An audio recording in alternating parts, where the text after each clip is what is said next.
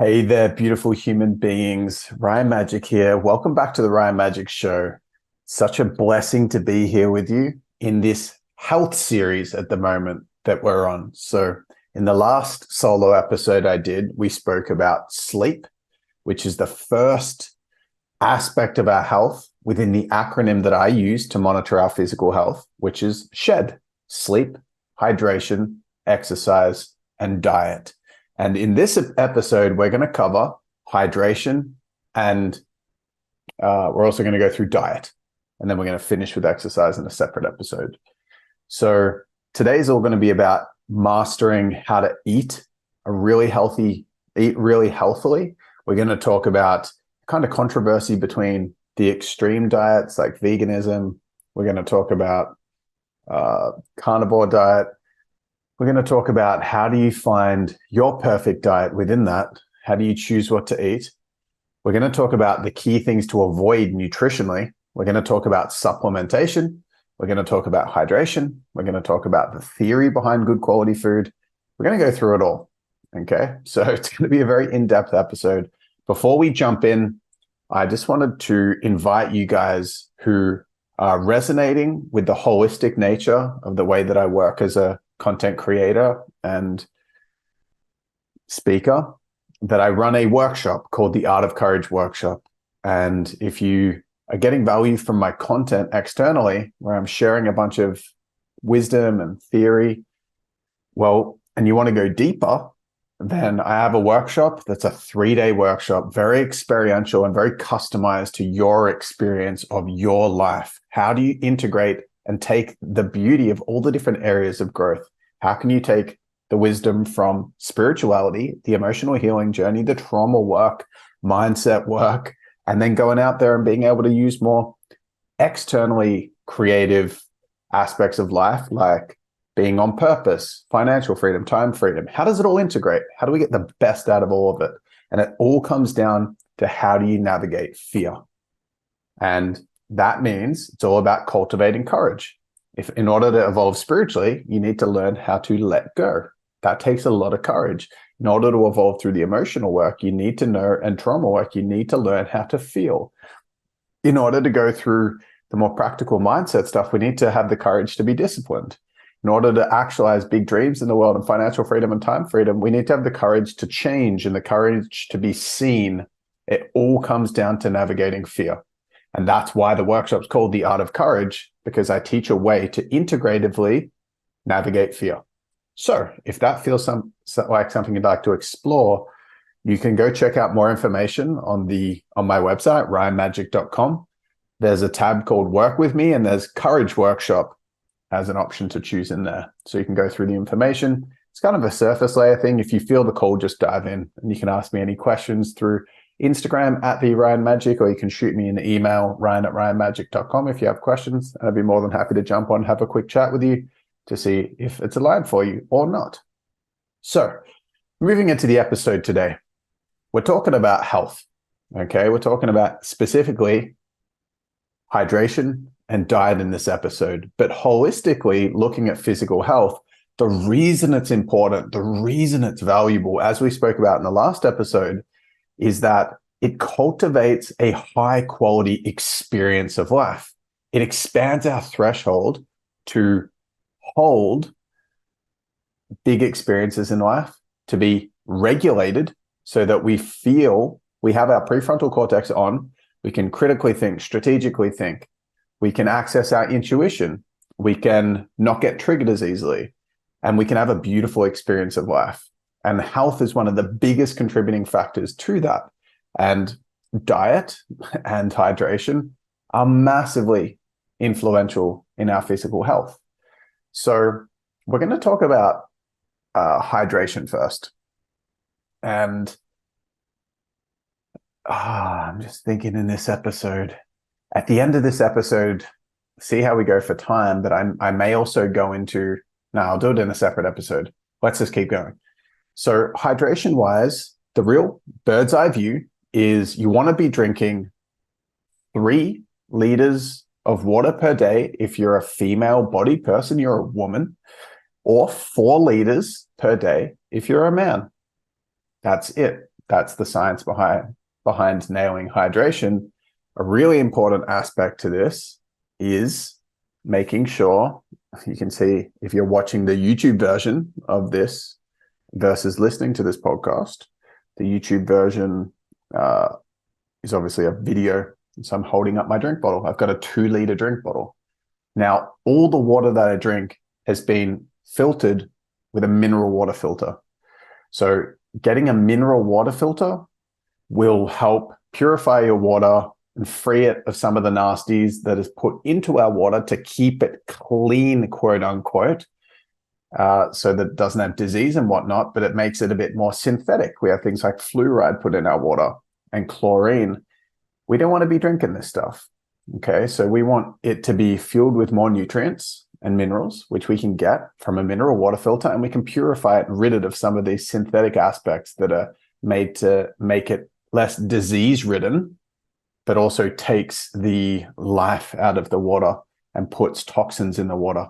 Mineral water filter, very simple. You can get mineral water filters that are super expensive, and you can get some that are super cheap. There are mixed reviews on things like going super hardcore into heavy alkaline water, and getting things like a Kangen water filter. There are mixed reviews on that. You can go crazy on it if you want, but there's actually been some positive and negative reviews of that kind of stuff. But if you can just have a mineral water filter, it's more than ample. It's more than enough. Okay. The key is just making sure that you are drinking enough of it and that it's filtered. So that's hydration. A few things to consider with this though is I actually use Redmond's real salt, and I add that to my water. What that does is it increases the electrolytes in it, which are really important for the absorption of water and energy in our body. And so you can use sea salt, you can use real salt, you can use Himalayan rock salt, but you want a really good quality, definitely not table salt. You want to get a good quality salt from a health food shop. And I put about a teaspoon per liter of water with the salt. It's actually, you'll find that you'll be able to drink more water in a day if there's salt in it. I probably can comfortably have 2 to 2.5 liters of water a day without salt. And with salt, I could easily hit 4. So I hit my quota pretty easily. Big hack is having a big drink bottle. I have this big 2-liter drink bottle, and I just have to fill it twice to be able to meet my quota. And then I have the drink bottle with me at all times. So it's always there, and it's easy to remember to drink. Super simple. It's so simple. You could either not have a big drink bottle and find it really difficult to meet your quota, or you could have a big drink bottle, have it with you at all times. And it's very important to me. So when I go to the co-working space away from home and I don't have my mineral water filter, even though there's filtered water on tap, kind of like if you go to a pub and they have beer on tap, there's like a tap of filtered water that you can access at the co-working space that I go to. But I found that I feel a little bit off after I've drunk it. So I literally go to work, I drink as much water as I can before I go in the morning, which will probably be like maybe 500 mils to a liter. And then I take 3 liters with me. So I take my full 2-liter drink bottle, and then I take another 1-liter drink bottle, which is really inconvenient to carry around because I usually park in an all-day parking area, then walk 15 minutes. I've got this extra bag that I need to take and everything just to take the water there. But it's that important to me to have water consistently and enough of it that's high quality that I will literally do those inconvenient things in order to have my hydration sufficed.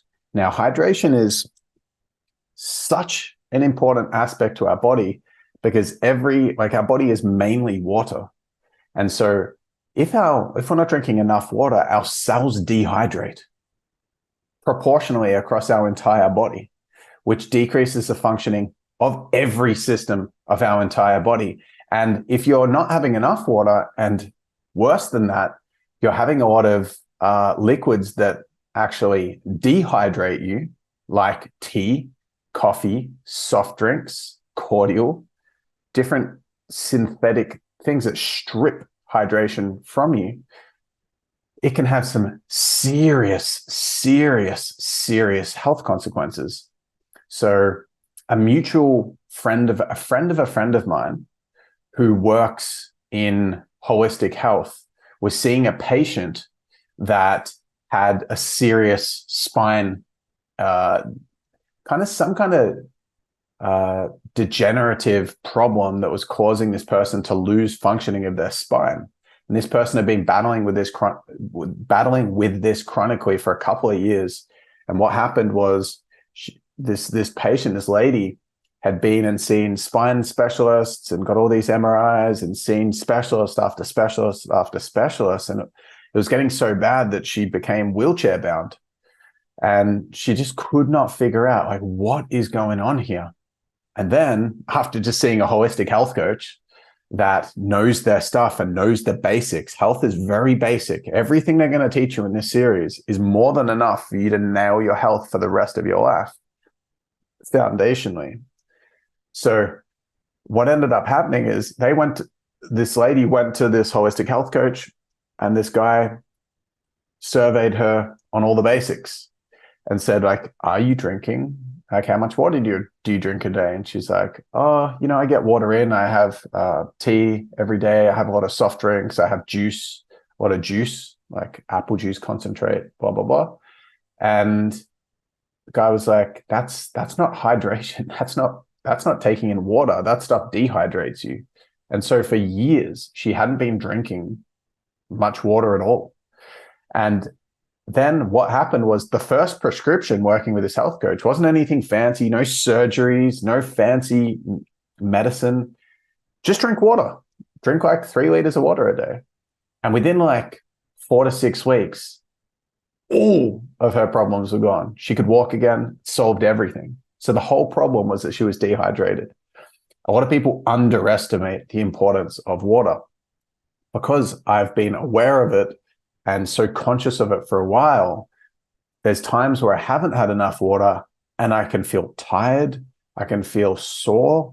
I can feel like my concentration's not quite there and feel flat, destabilized. I can notice a huge, huge, huge difference. I notice a big difference, no water, to then having some water. And I notice a big difference between having enough water and having enough water with salt in it.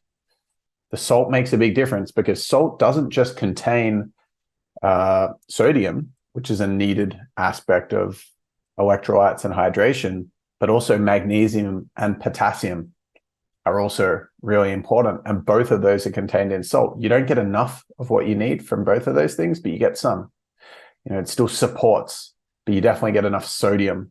And so a lot of people think salt is bad. You too much salt, you're going to get diabetes. It's actually really important. It's really important. And so that supports the electrolyte content that you have, and it helps boost those specific numbers. So having enough water, mineral filtered water, is really important. 3 liters a day for women, 4 liters a day for men. If you were to try to boost your lifestyle in any other way and you weren't hydrating well enough, that's why it's one of these 4 pillars. It's got its own category, even though I'm mixing hydration and diet today. Out of the 4 basics, hydration is its own category. It's that important. So if you're having 1.5 liters a day or 1 liter a day or 2 liters a day, you're going to get huge upside from getting that to 3 or 4 liters a day. Huge upside. The last thing I'm going to say around this, I think, unless anything else pops in, is you don't want to drink too much water during meals because it dilutes the nutritional value of what you're eating.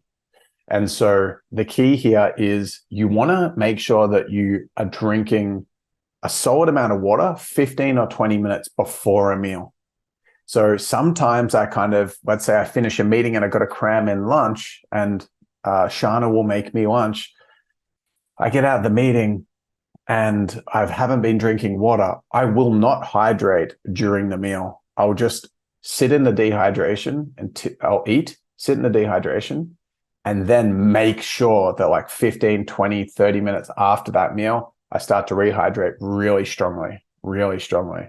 And so you don't want to drink during meals at all. You could sip, I guess. You could sip, have a tiny bit, But you can have a full couple of glasses of water, a good 500 mils of water, no problem, 15, 20 minutes before a meal.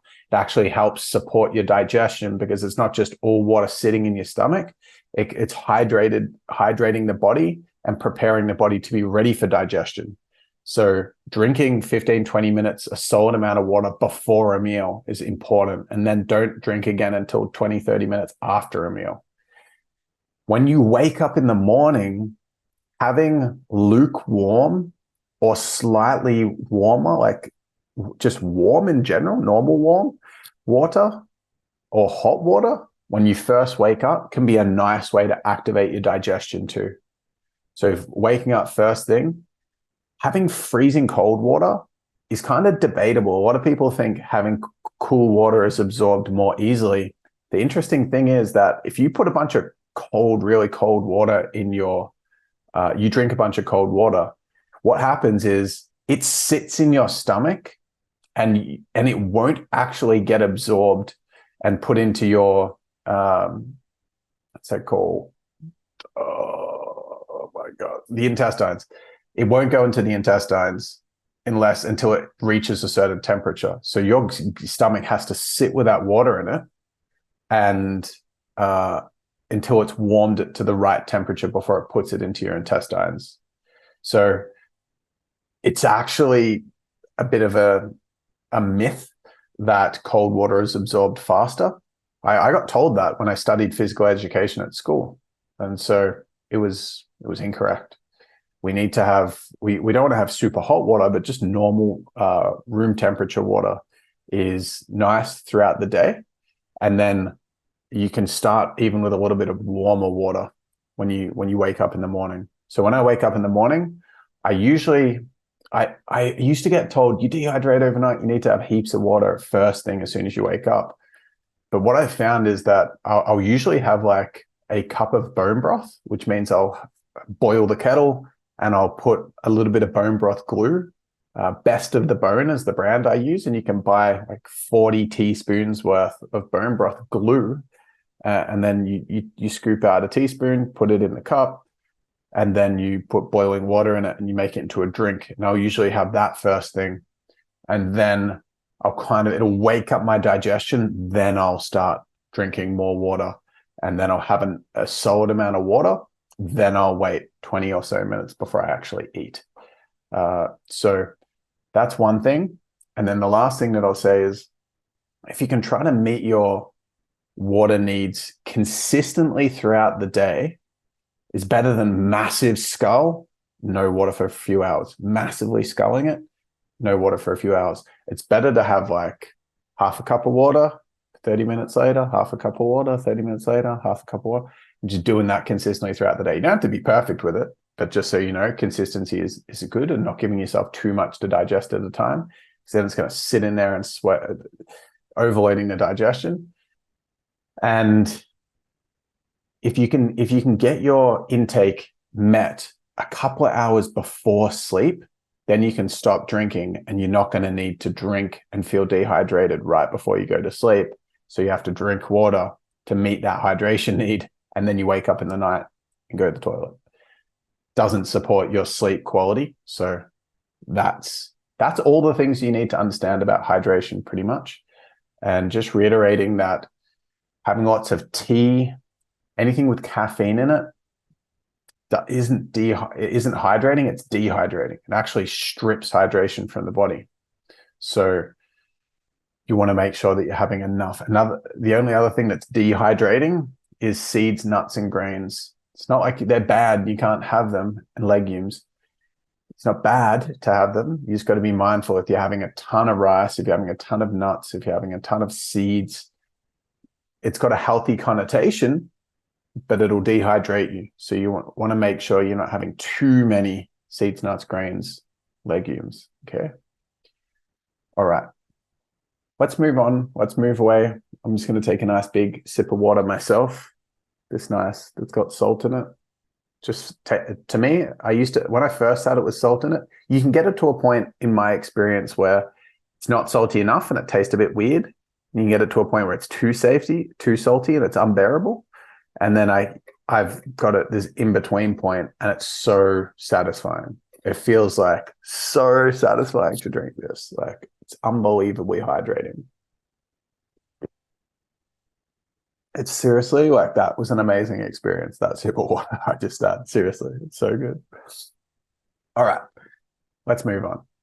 So when it comes to diet, there's a lot of controversy on diets, and there's a lot of contradictions, and there's a lot of conflicting, opposing, like complete opposite. Meat's bad for you. Vegetables have defense chemicals. They're bad for you. So it's like there's so much opposing information and data, studies and research.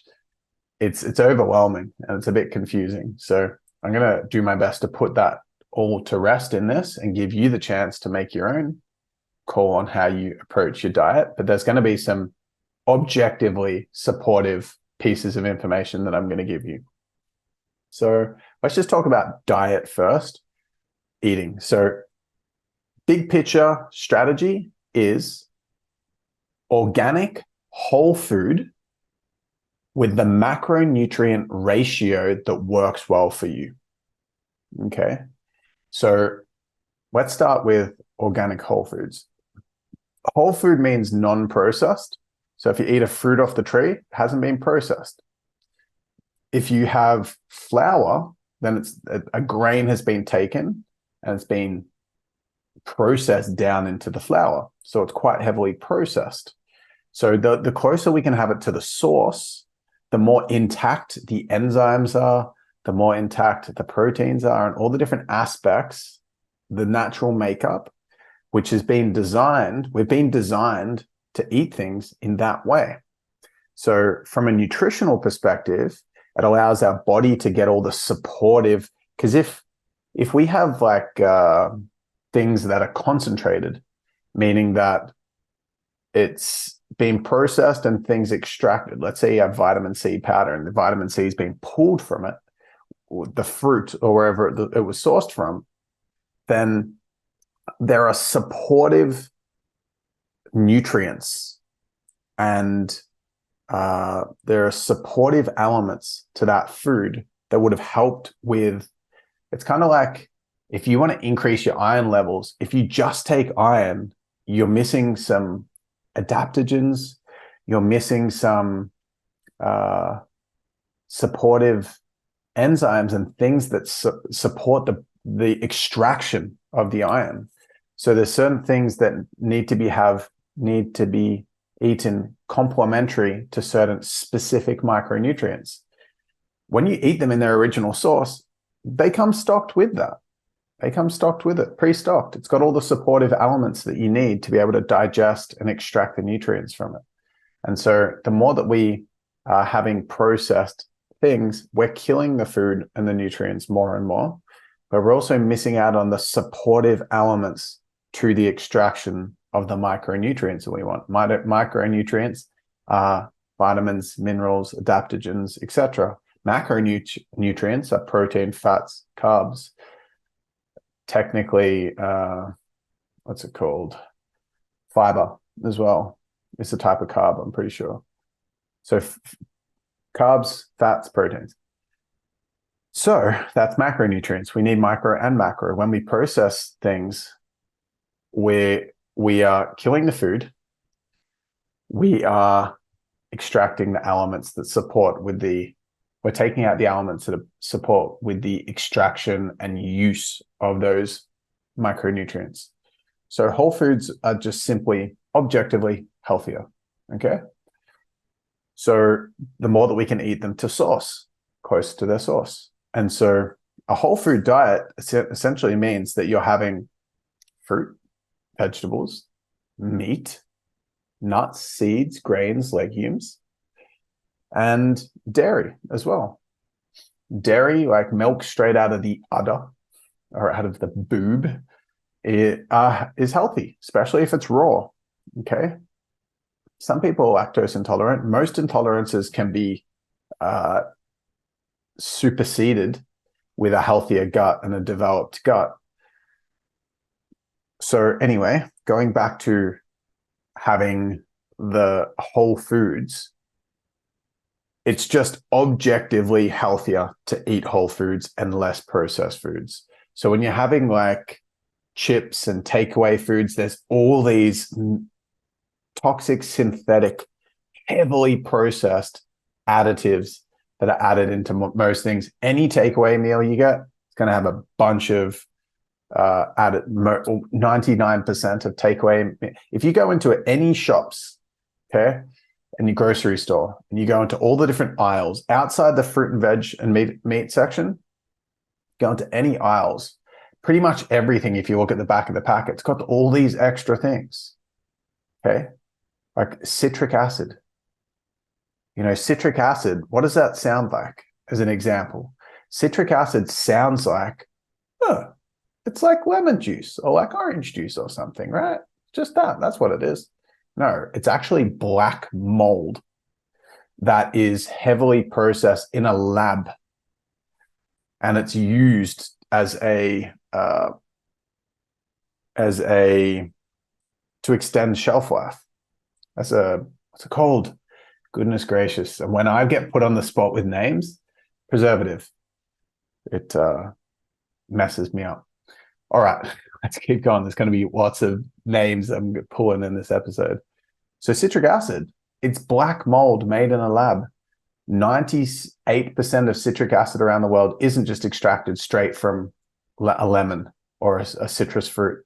It's actually manufactured in a lab, black mold. That's what it is. And we just like, citric acid, that sounds so nice. You know, it ain't. It ain't nice. So all these things, all these preservatives that are added, all these guar gum, all these different sweeteners, all these things that we're adding in can be so synthetic and toxic for our body and cute. And so if our body doesn't know what to do with it, it's just going to overload our liver, or it's going to be stored in fat tissue. So it's so unhealthy to be eating these things. And you might think like, oh, I'm just having like apricots, jarred, like canned apricots. That's just apricots. I'm just having apple juice. It's just apple. There's tons of sugar in this stuff that's added in. It's super synthetic. If we're in the wild, we would not be having a ton of sugar. You get sugar from fruit, sure, but you have all this fiber that makes you feel full quicker when you eat. That's why if I said to you, eat 10 bananas, it'd be very, very difficult to eat 10 bananas in a sitting because you get so full because there's so much fiber that you're having parallel to the sugar. Whereas like if you have this tiny little nut bar that's got added honey or dates, you can get like 10 bananas worth of sugar put into this nut bar and still be hungry after. Because it's pulling all those supportive elements that I spoke about when you have a whole food that allows us to regulate and eat what we can actually deal with.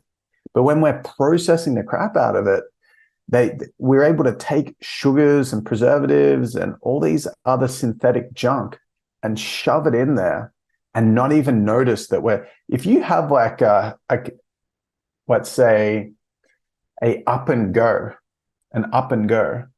I could probably do some research now, just on my phone. Let's just have a look at up and go. Up and go nutrient breakdown. Okay, let's just have a look. Up and go, Sanitarian website. Let's see if they actually give us the thing at the back. So chocolate flavor. Come on, here we are, nutrients. Okay. So where are they? 100 mils. So there are 3.5. There's like 8 teaspoons of sugar. That's actually not that bad. It's still 8 teaspoons of, imagine just having a glass of water and adding 8 teaspoons in there. Or you have a coffee and you put 8 teaspoons in there. That's what's in the up and go, just a small up and go. So pretty wild. Let's look at like Coca-Cola. let's look at the breakdown of this. Coca-Cola. Okay, let's see what we have here. There's all these zero sugar things, which are even worse because they've got all this synthetic sugar in it. There's all these Coke Zero things. Where's just your normal Coke? Coca-Cola. Coca-Cola. Let's actually look at a Powerade. Okay, Powerade. Check out this Powerade. Same thing. Actually, it's 6. So it's 6 times and a half. So there's 9 or 10 teaspoons of sugar in a Powerade. Okay. 9 or 10 teaspoons of sugar. Teaspoon. That is so ridiculous. That is so ridiculous. It gets worse if you look at fruit juice and you're going through all these products. You're like, that'll be healthy. It ain't healthy. So just sticking to fruit, there's so much opportunity. It's not like we're in the wild and there's some fruit trees in that local area. You get, or there's not fruit growing in that area and you get little nuts and seeds, or you get only a certain type of meat. You can have any meat you want. You can have any fruit you want, any veg you want, pretty much accessible so easily. So it's not like you're starved for choice and so then there's not much available to make it taste great. There is so much available. So anyway, whole foods is mandatory. Processed, no deal. Not good for us at all. Synthetic, toxic, it's innumerable health deficiencies in there. So whole food, cool. Organic. Why is organic important? Organic means that there is no pesticides, herbicides, or fungicides sprayed on the product.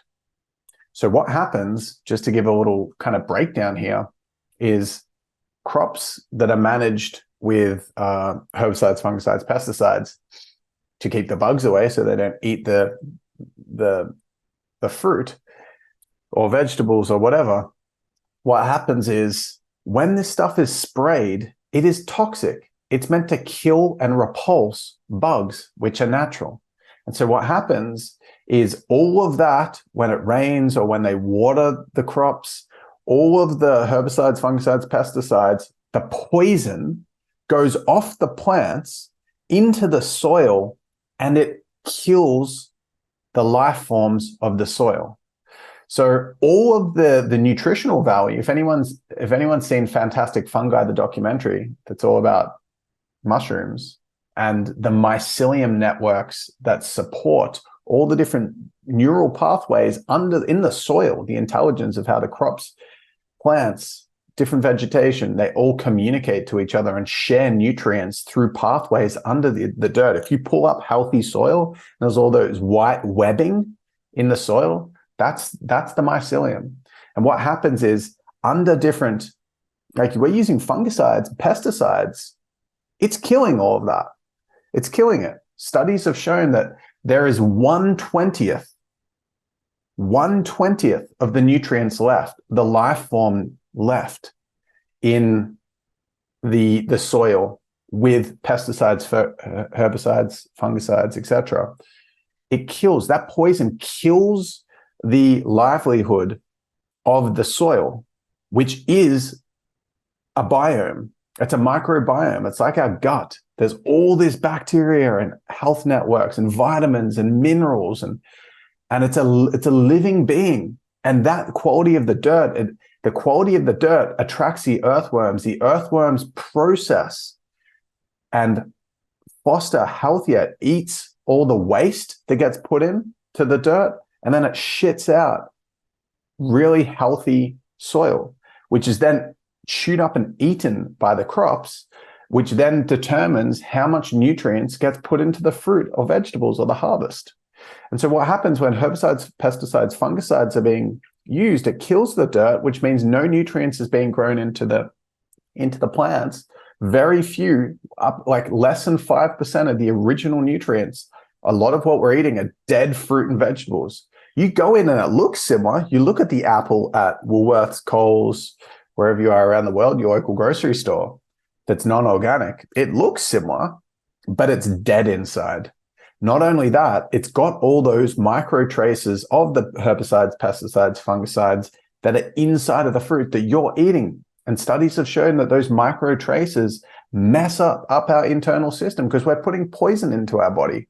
So it doesn't seem like it's a big deal because it looks so similar, but on an energetic level, a nutritional level, on a microscopic level, it's really toxic.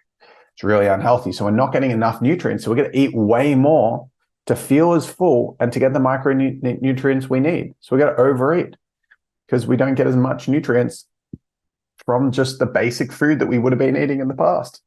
So very, very, very, very, very, very unhealthy.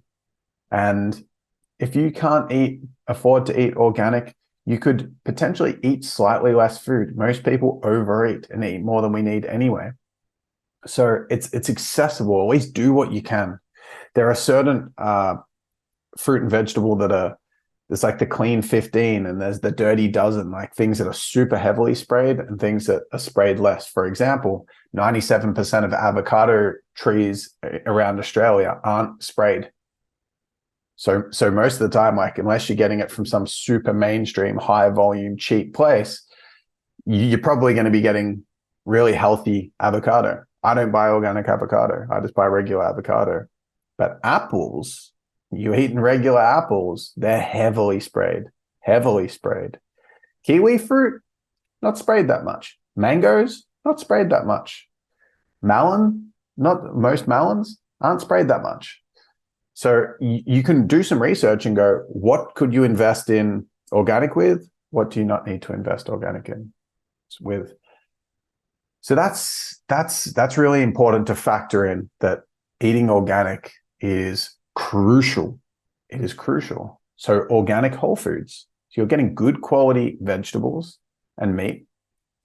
Now, the best hack I could possibly give you when it comes to eating meat, because I haven't even spoken yet.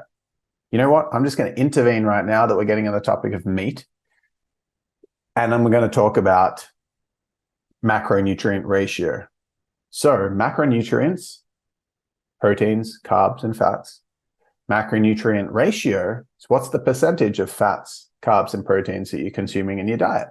Now, our lineage has a massive impact on the way that our genetics evolve and our gut genetics evolve to be able to process different sorts of macronutrients. So, for example, there are people that grew up close to the equator that's very tropical, very moist, high rainfall. Usually year-round, there is a greater access to carbohydrates through fruit and vegetables.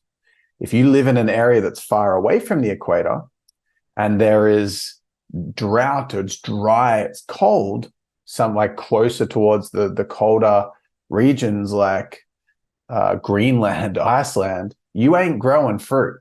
It's just not going to happen. And so if you think about this, the North Pole, South Pole, Antarctica, if you think about Antarctica, people lived in Antarctica. People live in Antarctica. Are they growing fruit trees? No. So someone that's generationally, I can't remember the politically correct way to refer to Eskimos, whether it's Inuits or Eskimos.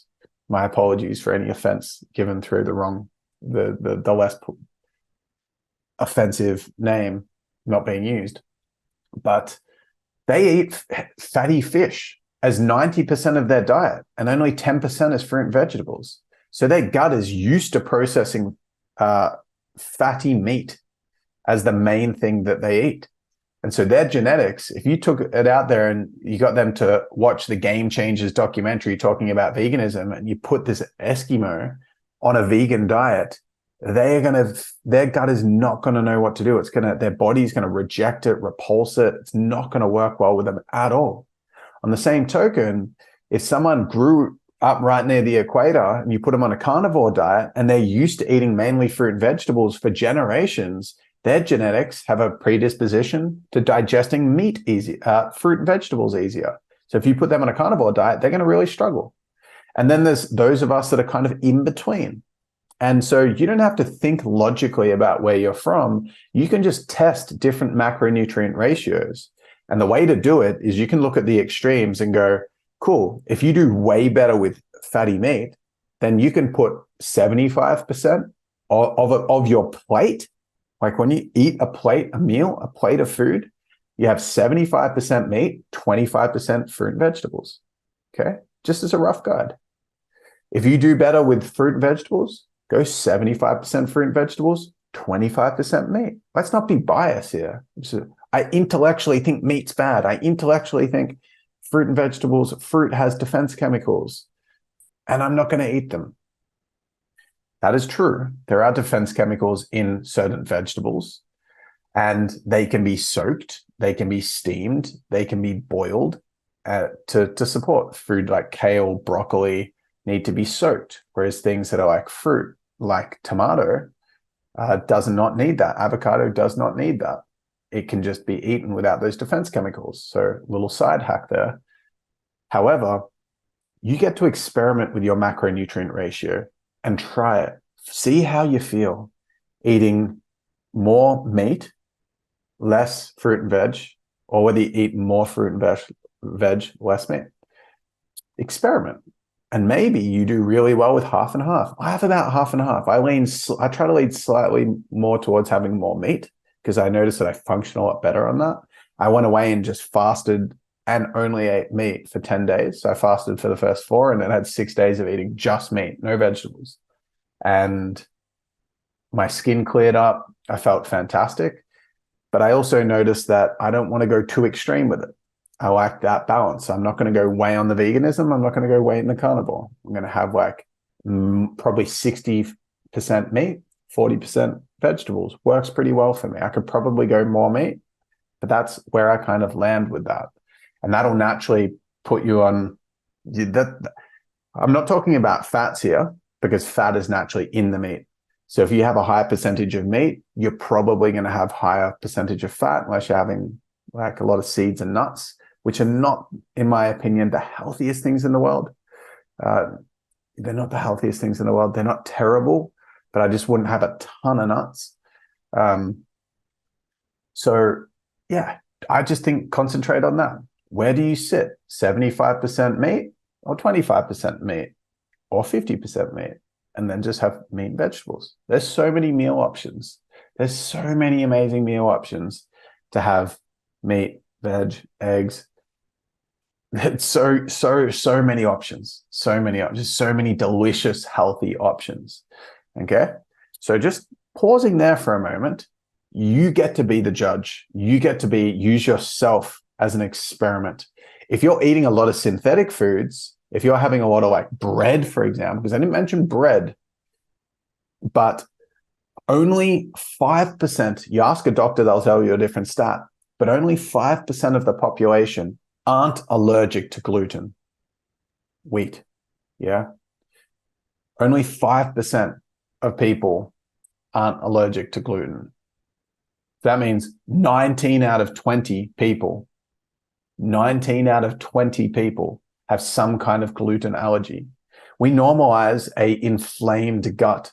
It's normal. People are used to that and they just keep pouring crap in there. You kind of cope through it. People have terrible health with their microbiome, and that leads to all sorts of problems, including mental health, a lower capacity. That's why I'm saying the quality of our experience is massively determined by our physical health. So gluten, get it out of your diet because you got a 5% chance that it doesn't negatively impact your gut and cause an inflammatory response in your gut, which means that all of a sudden your gut starts attacking itself. Shocking. The last thing that I'll say is that it's definitely not the last thing I'm going to say. That was just nonsense. I don't know where that came from. But sugar as well is a shocker. I highly recommend watching That Sugar Film. It's called That Sugar Film, and I'm pretty sure it's on Netflix. You can access it online. It's a movie made about sugar, and it's really helpful to kind of understand this. But from a bloodstream perspective, all right, this is going to test my names because I haven't thought about this for a while. When you eat a lot of sugar, processed sugar, so let's say you have an Up and Go, all this sugar goes into your bloodstream. And what happens is your insulin, like this thing called insulin, gets released into your bloodstream to try to cancel out and lower the sugar level in your bloodstream. Okay, so insulin gets released to lower the blood sugar because it shouldn't be that high. So your body freaks out. And then what happens is all this insulin gets released, your blood sugar level drops, and then we crash. So we go from having a high with all this sugar in our body, insulin levels go massively up, blood sugar levels then start to come down, and we start to feel really low, and our body starts to freak out and go, oh my gosh, I need sugar. I need sugar. What's happening though is as the insulin comes in and lowers the sugar levels, the blood sugar level, our liver starts making glucose, uses stored glycogen to create glucose to re-regulate it and bring it back to a homeostasis. But because we have a low and sugar is so addictive, we then go, oh my gosh, I'm crashing. And then we have an addictive an involuntary strong desire that we need another hit because because it takes a lot of energy for the insulin to get put in and our blood sugar level to regulate again, we crash. And then we put more sugar in to try to rebalance it, even though our liver's already doing that itself. Because our state has dropped so much, we involuntarily reach the sugar again.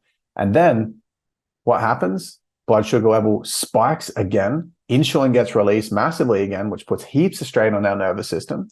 And then we crash again. We reach for sugar again, spikes, and it destroys our adrenals. It destroys our adrenals. Sugar is a nasty, nasty thing to be having in high doses. And most people are eating a lot of things addictively. Like if you have coffee with sugar in it every single day, you're going to be doing this. You're going to be in this situation. You'll notice, because I haven't had processed. I had one bite of a cake that had coconut sugar in it, like 4 or 5 months ago. And before that, I hadn't eaten any processed sugar for 2 or 3 months before that. And I was like contemplating, can I give up processed sugar again? Because I've done multiple single year stints where I've gone no sugar this year. And I've always felt amazing. It's always been awesome, but it's always been really difficult for me to give it up because I've been using it as a reliance to distract myself in life. And so I've been really scared to give it up. 2 days after giving up, I don't even crave it or think about it. But if I had one piece of processed sugar, anything, all of a sudden my mind locks onto it. It's not consciously thinking about it all the time, but it lurks in the background going, when could I get access to sugar again? Because it's addictive. Studies have shown that it's more addictive than cocaine. Sugar is a nasty. It is a nasty. And you might think, where's the sweetness if we take processed sugar away? Fruit, mofos, fruit. Fruit is so sweet. It is so amazing. It's like a gift from God. We've got all this amazing, amazing, delicious food out there. We've got all these different types of meats. We've got all these different types of vegetables, all these different types of herbs and spices. We've got all these different types of fruit. It's amazing. It is amazing. There is so much. I eat the most delicious food, and I've just got a handful, like maybe 10 different really healthy, delicious recipes that I rely on, and then just mix and match. And I just have I love food. I love food. I just don't rely on food for those short-term hits like I used to. I can still, even with a healthy diet, can still use it as a dependence or a distraction, but nowhere near like getting used to going out to fast food places with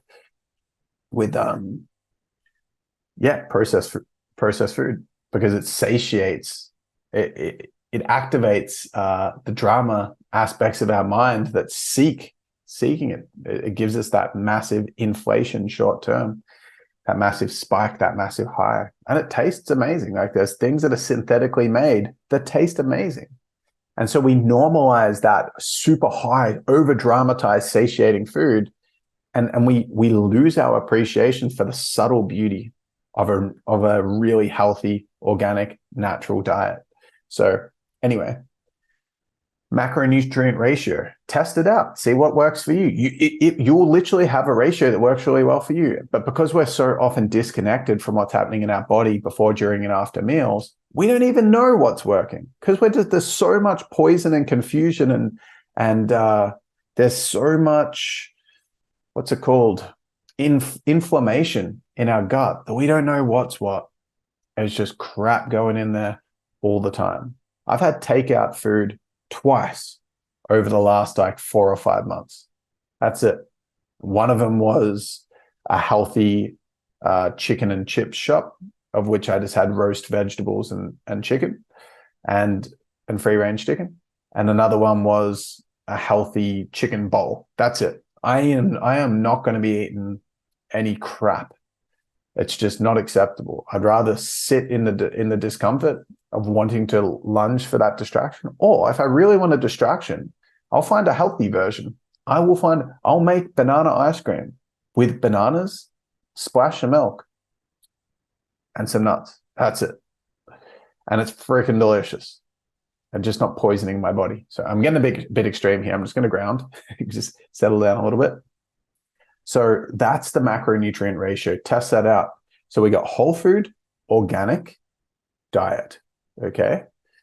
With a macronutrient ratio that works for you. We want to toss away this modern normalized lifestyle that we need some cereals, because cereals are death. Cereals are so bad. Even granola, really bad for us. It's got a crazy amount of sugar in there because there's dried fruit in there. That dried fruit's got super high sugar content. If you look at like a grape, and then you look at a sultana, the sultana is tiny, the grape is big, so all the sugar from the grape has been put into this tiny thing. So we could eat heaps of, again, it's that thing of you couldn't eat 10 bananas. You couldn't eat 1,000 grapes, okay? So when all the sultana's getting put in there, if we're having prunes put in there, or we're having dried fruit put in there, if you've seen a dried mango, it shrinks to like 1/6 of the size. So you don't realize how much sugar you're eating. And that's why it's so addictive and so tasty to be having granola, muesli, let alone Cocoa Pops, Fruit Loops, all that stuff. I mean, it's delicious. My inner child would love that. But I'm a mature adult. I'm not going to poison my kid. Okay. So holistic, organic, whole food diet with a macronutrient ratio that works for you. Every meal can be similar. If you watch my stories on Instagram, you'll see what I eat in different meals doesn't change. Often I have eggs included in breakfast because they're a great protein source, bit cheaper as well. And I get organic eggs in bulk. There's a great health food store in Melbourne called Terra Madre, and I'll get bulk goods there, like olive oil, which is great. We're going to talk about a few hacks next, okay? A few key hacks. Some just absolute no-nos. So on the back of any packet or just in your pantry, it's just a straight no forever, is any seed oils, okay? Sunflower oil, no deal. Rice bran oil, no deal. I'm going blank. What are all the seed oils? I'll quickly Google them. Seed oils list. So these are the ones that are no-go. All right, here we go. Canola oil, soybean oil, sunflower oil, safflower oil, grapeseed oil, rice bran oil. So just no deal. No deal. So what happens is, if you've seen the way that these oils get made, they are processed so heavily, so freaking heavily, these seed oils. Canola oil is going to be the most one you'll see, and sunflower oil. Canola and sunflower oils are the devil. I will not have anything with sunflower or canola oil in it. The way that it gets processed super heavily. So super heavily, it's processed. It then, in the processing process, it goes rancid. It goes off. It starts developing mold and off and stench. And so they bleach in part of the process. They put all these chemicals in and they put bleach in. Because when you get a bottle of canola oil or sunflower oil, it's that beautiful gold color. It looks really pure. That's been bleached to get it to look like that, and processed and purified with a shit ton of chemicals to get it to that. It is so damn unhealthy for you. It's just straight poison. And it's so much cheaper than olive oil, which is pretty solid.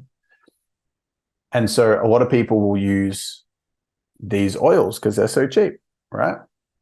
But they're super unhealthy. And most products have them in it. So you look at even health food products have it in it. So that's one thing. Seed oils, anything that's got seed oil in it, no deal. Anything that's got citric acid, questionable. It's not as bad, questionable. The next one is natural flavors. Really grinds me to my core. I learned about a lot of this stuff from Shana, and also Paul Chek, who's an incredible, the godfather of health. Now, we look at, what's the saying here?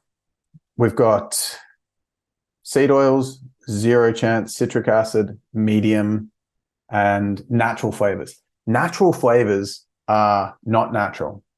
What can be deemed as and this is, the food industry is so corrupt. This citric acid thing really pissed me off.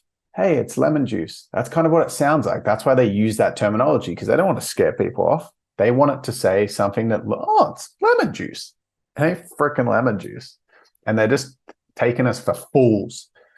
So we then have natural flavors. It's natural. It's flavored with natural. Natural flavor means that it can be processed up to 100 times. It just has to have a natural source. That's what natural flavors are. If it's processed under 100 times, then it counts as natural flavors. So you're getting the most processed stuff that is so, it pulls all the, like what used to be natural, and it can be processed up to 100 times. So you're getting something that is so heavily processed to create the flavor that, again, it tastes good because of this heavily processed flavoring. Anything that's got flavoring in it, even if it's natural flavors, because if it's not natural flavors, if it's something that's got, like, if you're looking at shampoo or conditioner or some kind of body soap, body wash, and it says natural rose flavor, okay? If it said, if it was actually flavored with roses, it would say rose essential oil, but it doesn't say rose essential oil or roses. It says natural rose flavor. That means it's probably processed 52 times, and it's some highly synthetic thing, and it's terrible for our bodies. And so just on principle, super shocking for us, just on principle. So there's 2 things to look out for really strongly. Citric acid, it's medium, but the 2 things, seed oils and natural flavors, for me, instantly make something a no. Okay? Any synthetic sugars in it naturally makes something a no for me. Okay? So it's very easy for me not to have gluten, instantly makes it a no. I want to have a whole food diet. I want to be healthy. I want to be energized. I want to live a long time. I want to have great energy. All right? So there's some things to look out for. Moving on, we've got variety in your diet. This is one that I struggle with. Not too bad, but this is one that I can definitely improve on. Variety. We want to be having different sorts of meals. We want to be having some less cooked meals. So if you can have like sashimi with really good quality fish, this is another thing to consider. Fish, the bigger the fish, the higher the mercury that's in it, because they've been in the ocean that's very polluted for longer, okay, because they've grown and they're older, so they're bigger, so they're older, and they've got more high percentage of mercury in it. And high mercury rates in fish, if you're having it consistently, like let's say, for example, you are having swordfish twice a week, you're going to get mercury poisoning after a while. So we want to have small fish. A really great organic fish that you can have is mackerel.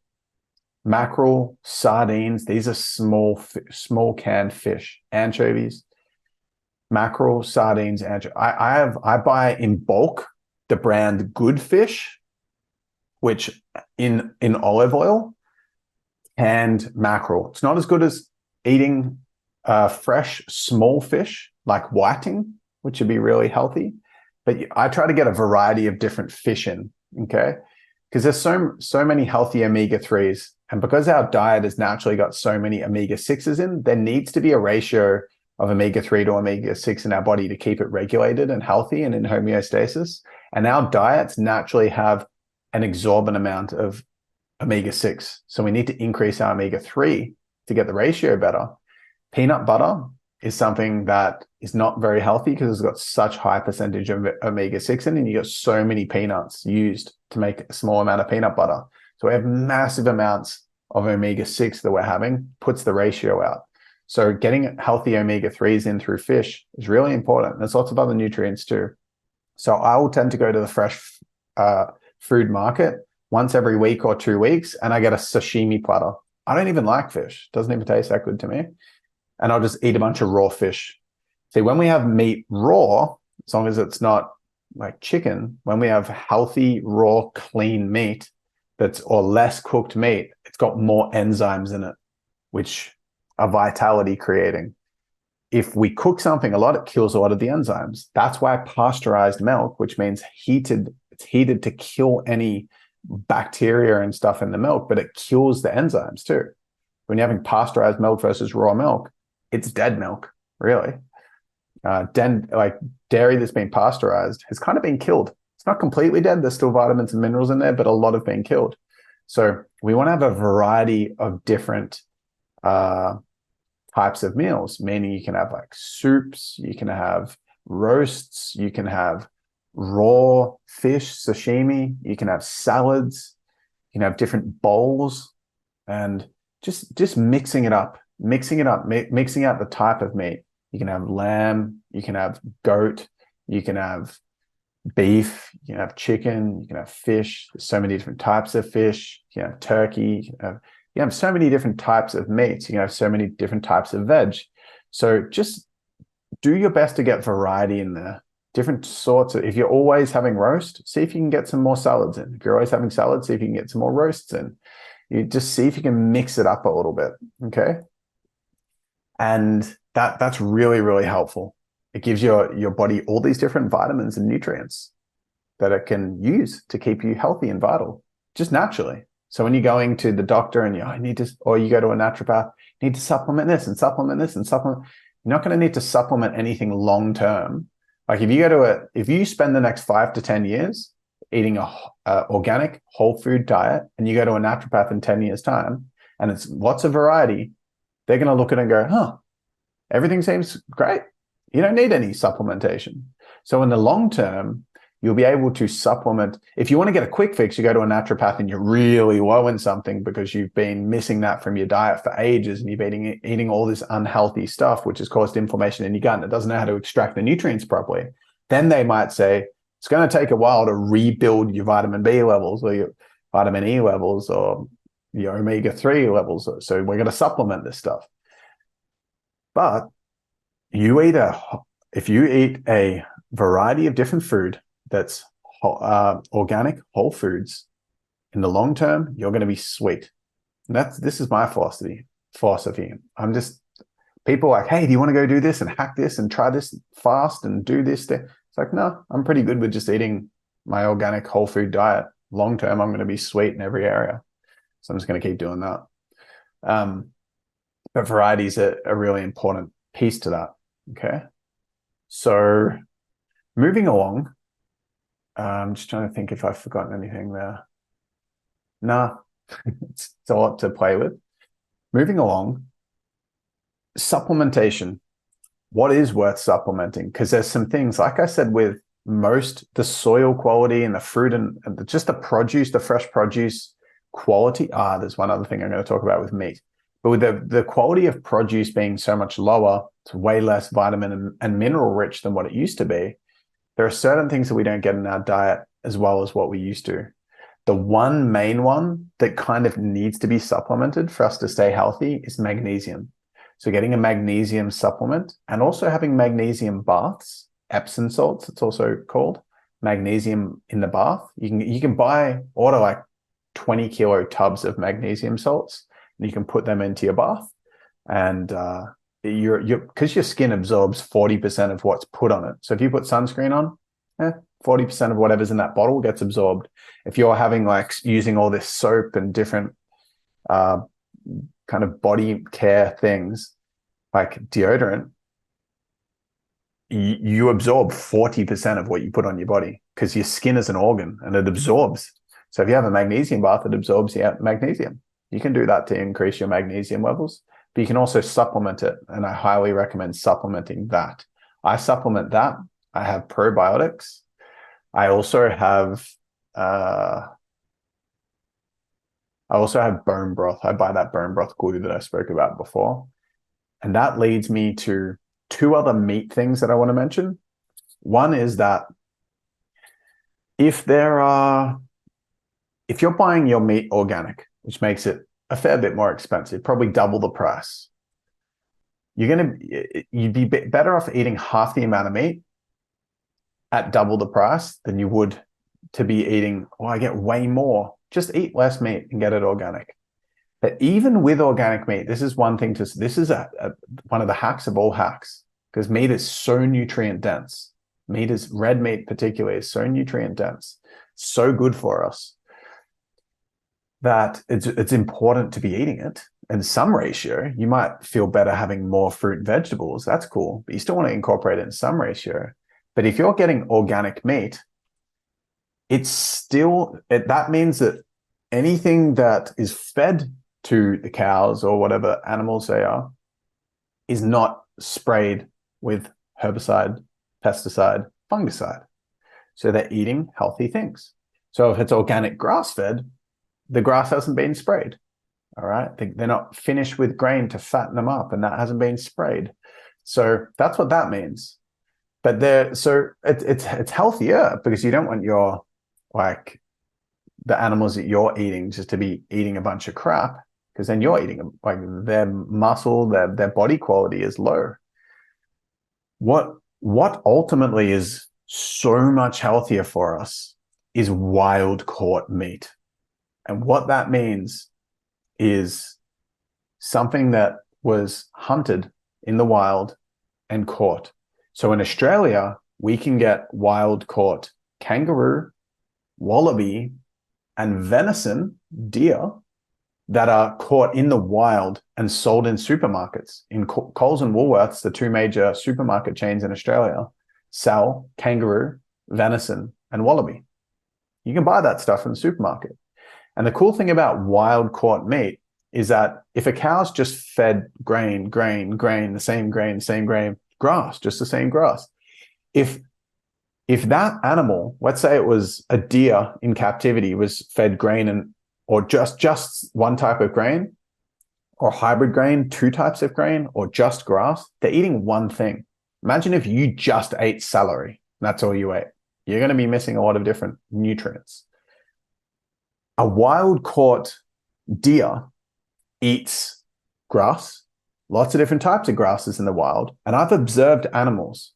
I've watched them from a hunting perspective, their patterns, and they know in their territory, in their environment, they know where they can get access to different types of fruits, vegetables, vegetation, grasses, etc., water vegetation. They know where they can get different types of nutrients, and they go and get different sorts of nutrients from different plants, etc., at different times based on their nutritional needs. I believe, this is my theory from my observation, that there's some intuitive eating that they do because they get a wide variety of different food. If there was super scarce food, they just take what they can get. But they get different nutrients from different places when they're not super scarce, if it's not a drought or something like that. So for example, like a wild pig will eat water vegetation, root vegetables. They will eat water lilies. They will eat leaves. They will eat grass. they will eat fruit. They'll eat passion fruit. They'll eat all these different sorts of fruit and vegetables based on what they'll eat, water vegetation, all these different things based on what they need, different sorts of fruits, different sorts of vegetables, based on what their needs are.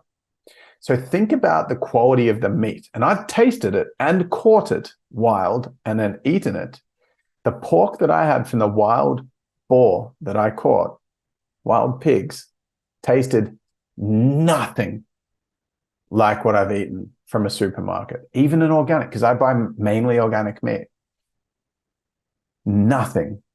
Like 4 times better tasting because it was 4 times healthier because it's eating all this variety of different vegetables and fruits and water vegetation and grasses. Okay.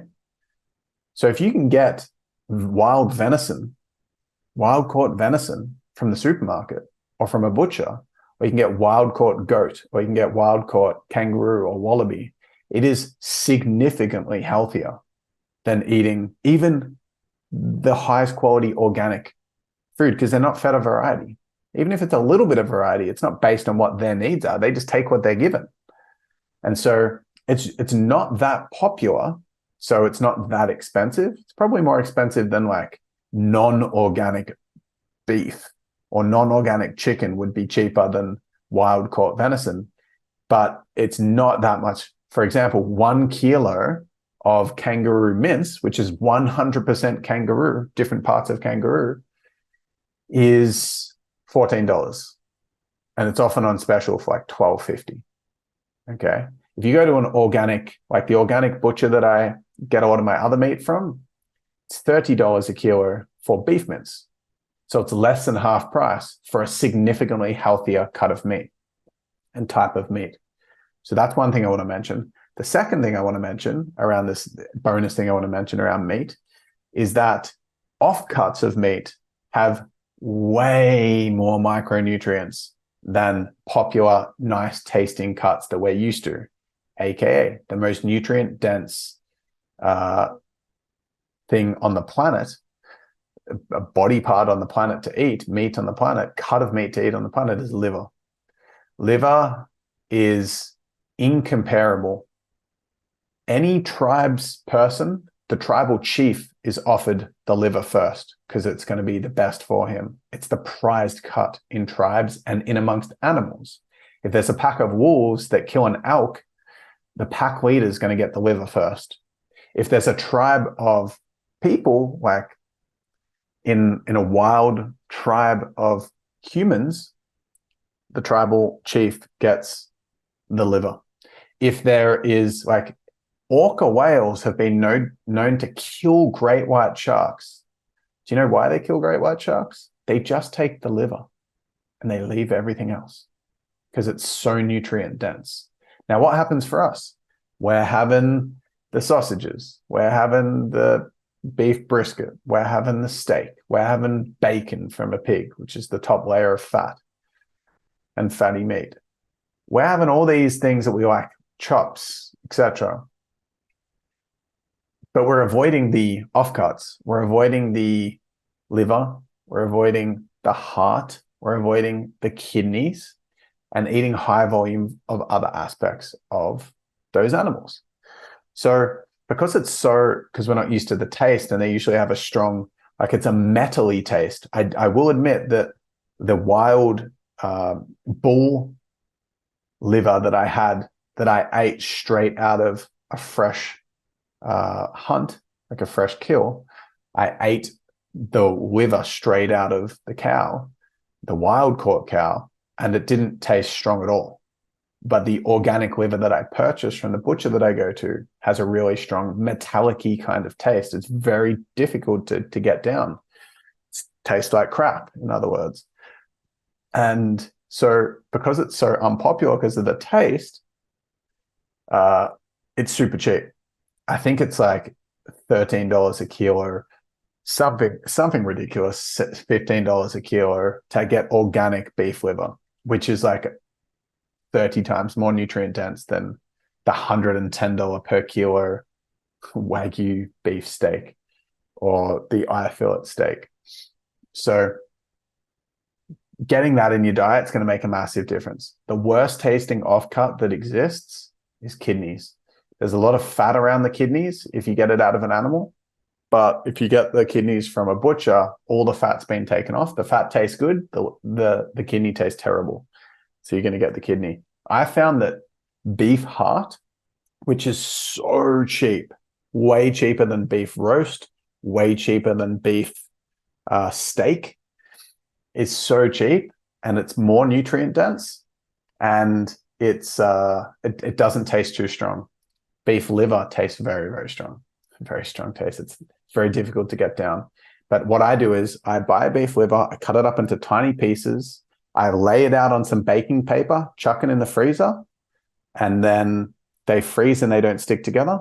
And I scrape them all off into a big jar, which I keep in the freezer. And then each morning, tip a bunch into my hand, palms amount, chuck them all in my mouth, and swig the frozen small pieces of beef liver down with some water. You got to be game. Like, it's like having 10 tablets or 20 tablets at once, swigging them down. And I have it with my bone broth. So the bone broth hopefully is melting those frozen pieces of beef liver in my stomach.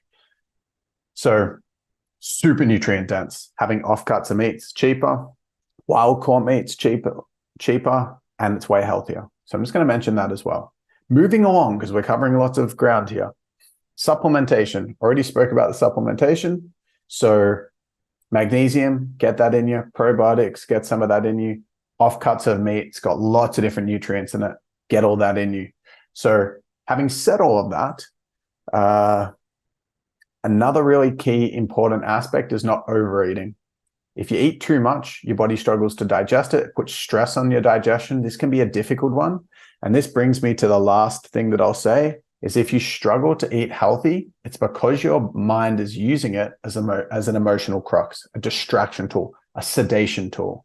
I'm going to eat this sugar, I'm going to have this coffee, and it's going to distract and sedate me away from my feelings because I'm scared to feel. So if you take away and you just go on a diet and you take away the distraction mechanism that you were using, your body's going to find another distraction mechanism. It's going to get really frustrated and you'll find some other way to distract yourself to avoid feeling. If you want to go on a diet and start eating healthier without working on the causal emotional charges underneath that are causing you to distract, if you're going to do it without doing the emotional work, it'll find another addiction. But if you take away the unhealthy food and you start eating really healthily and you don't overeat, the emotion's going to come up. And if you can have the courage to sit with that, I'm not going to go too deep into this now, I'm just going to seed it. If you can sit with that, then you're going to be able to support the cause to alchemize, the cause of the arising emotional charges, and you'll find it easier to eat healthier. More begets more. So if you are eating healthier, your window of tolerance is bigger. You can hold space for triggers easier. You'll get triggered less. You're more regulated. You got more energy to support everything. And that makes it easier to make healthy decisions, which means you're even more regulated, which allows things to propagate. You can perpetuate that upward spiral of health. Health creates more health, which creates more health.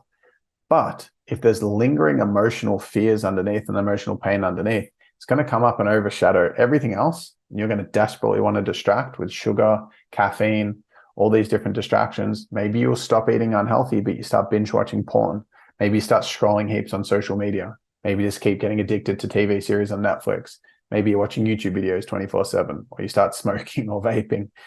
You're going to have to find some form to sedate the emerging emotional pain. So if you don't engage in that emotional pain, and instead you sit with that emotional pain in stillness, in silence, it's going to come up.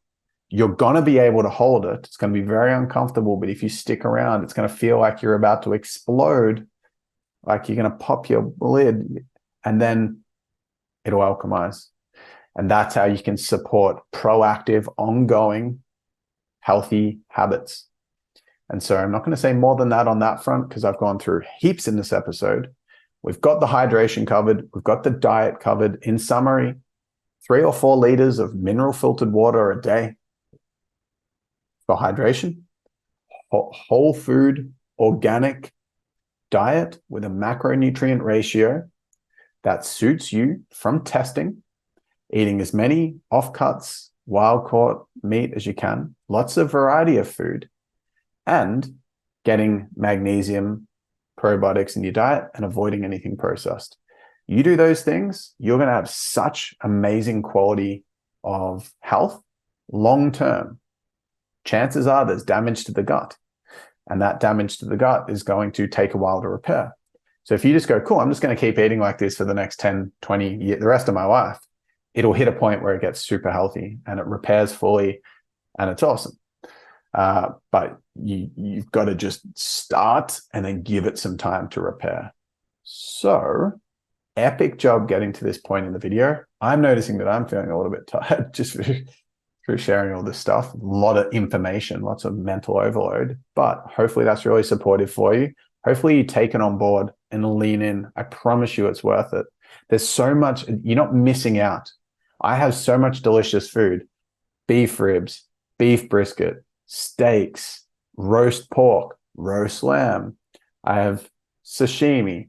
I'll test things like curry. I'll have healthy sausages.